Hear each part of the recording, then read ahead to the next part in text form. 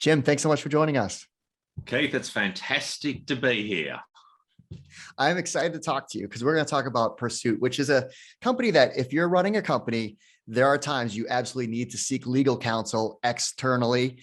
And the process has been really broken. Now, your company has been solving this. So let's talk about or get into the weeds of PERSUIT and what your company does. Fantastic, Keith. So my background has been as a lawyer all of my life, and I saw a problem up until 2016 when I started PERSUIT. And that problem was there were in-house teams who would engage outside counsel, but there was no process around it. There was no visibility, transparency. And I was one of those outside counsel. And I knew if I kept my clients really close to me, then I didn't have to compete with the other good lawyers out there, that'd be fine, because I knew there was no easy way to get that competition. So I had a vision that long-term, just like buying any kind of goods or services, you had to have as the consumer, the buyer, transparency, visibility, choice, understand what's in the marketplace. And that's precisely what PERSUIT does. It gives you a platform. If you're a part of a large in-house team, a corporate team which has a significant legal spend, it gives you a platform to get transparency across that spend, competition, making sure you're choosing the right outside law firm for the right matter on every single occasion, and getting all of the data that drives your decisions and makes those decisions the best ones. So that's it. In a nutshell, we're moving away from pure relationship buying, where it depends upon who you know, who you went to school with, and we know relationships important, so we don't dismiss that at all. We just layer it with the kind of data, transparency, competition that exists across all other markets, and we're just bringing it to the legal market. So that's a long-winded answer, but hopefully that's clear, Keith. Well, it's perfect because, to your point, relationships are the history of this type of service buying. And not to say that that relationship doesn't matter, and that's what you said, but that legal firm might not be the expert of what you need, and they may be trying to figure out a way to solve that problem. Yet if you go externally outside of that relationship, you'll get the right counsel versus the right relationship. Correct. Sometimes you don't know what you don't know, and you don't know what's out there. And we're absolutely comfortable in an existing relationship, and it is important, but it's not enough right now. In the data-driven world that we live in right now, and the expectations that our stakeholders and the people we report to, the expectations they have of how a legal function is going to be driven and how it's going to report, and the kind of metrics it will hold itself accountable to. It's not good enough right now to say we're working with the firms that we've got just strong relationships. But we can't tell you whether they're the best firms, and we can't tell you how they're priced relative to the competition. That's not good enough right now. So how does it work if I am in-house counsel at a large company and I am seeking to use PERSUIT? Like, how does the process work, and how does it make my job easier? It's really simple. Let's decide what happens today without PERSUIT. Typically, you'll send an email and you'll say to your law firm, hey, I've got a new matter on. Can you turn the clock on and start billing? Essentially, the hourly billing. Now, that's not good enough, right? Sometimes there's a process around where you might send a scope of work that you've got to several law firms, and you'll ask the law firms to price, and the law firms will each come back and give you a price. Again, that's a manual process.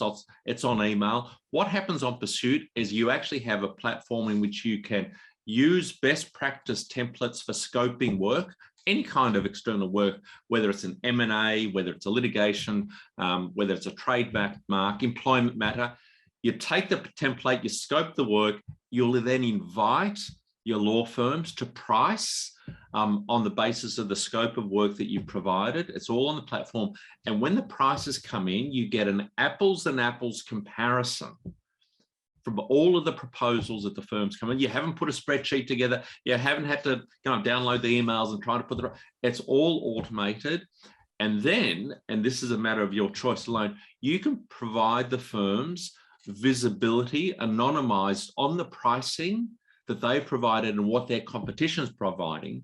So to give them the opportunity to revise their prices real time, to essentially meet the market. And that's where we can drive real value, and we take price to what is the true market value. We talk about that a lot. What's the true market value? You don't know until at any one time you've scoped the work, you've invited your suppliers, which is your law firms, your preferred law firms, and you get them to tell you what the true market price is at any one time. And that's where we've delivered, certainly in terms of pricing, the most value, Keith, because there's nothing like competition to determine what the true market price is at any particular point in time. And that's such a value add, just because that is disruptive, where before it'd just be like, you reach out to your law firm and like you said, they just turn on the hourly billing and you're paying whatever that partner or senior partner, whatever rate are, and you don't ask. Whatever that horrendous rate is at $1,000+ an hour, and there's just no certainty around it. And now what we're finding is general counsels and their teams, they need to report, they need to have, if not fixed pricing, pretty clear estimates about what scopes of work. So they've got their own predictability. Like anything, it's not an open-ended budget, that external legal budget. You've got to have certainty around it. And what we're now able to provide that certainty rather than the open-ended hourly rate. And that's part of a shift that we're helping the legal market achieve, moving away from that dreaded billable hour, that unhealthy billable hour, not only from the person that's paying it, but if you can think about what happens to the attorneys who are actually motivated to bill more hours, that's unhealthy. Because your targets of 2,000+ hours a year for the managing attorneys out there, well, the associates out there in the law firms, that's unhealthy. What we've got to be doing is moving that industry towards thinking about how can we deliver our service, our legal service, better, faster, not necessarily by the input, the hours. It's got to be outcome driven, not input driven. And that's part of the broader philosophy and the change that we're looking to bring to the industry. It's very refreshing. So there's a lot of momentum with PERSUIT. You raised a new round of funding towards the end of last year. So talk about the current stage of the company and where things are at. Absolutely. So like any journey in a startup, the first few years is all about identifying product market fit in those early customers and doing so in a way which essentially enables you to survive. Okay, so you can't run out of money as a startup. Now, we've done that. We've been in the phase where we've got the product market fit, landed some of the strongest brands in the world, the Walmarts, the Shells, the Facebooks, Citibanks, and so forth. So now we're in a position where, having essentially established product market fit, demonstrated the value of what we can deliver. We've been very lucky to have partnered with OpenU, received a significant round of funding, and that's now let us go into growth phase. Okay, it's enabled us to plan now for 2022 and beyond, and to build the kind of multi-generational organization that I've always envisaged. We've got the opportunity to build and really make a difference in the marketplace across legal. And the vision is, in fact, beyond legal. The problem that we're looking to solve in legal applies across other professional services too. So the vision is a simple one, Keith. All of the Fortune 500 plus and all of the professional service firms, the law firms plus, engaging, buying and selling on a single platform in a way that's fair, competitive, transparent.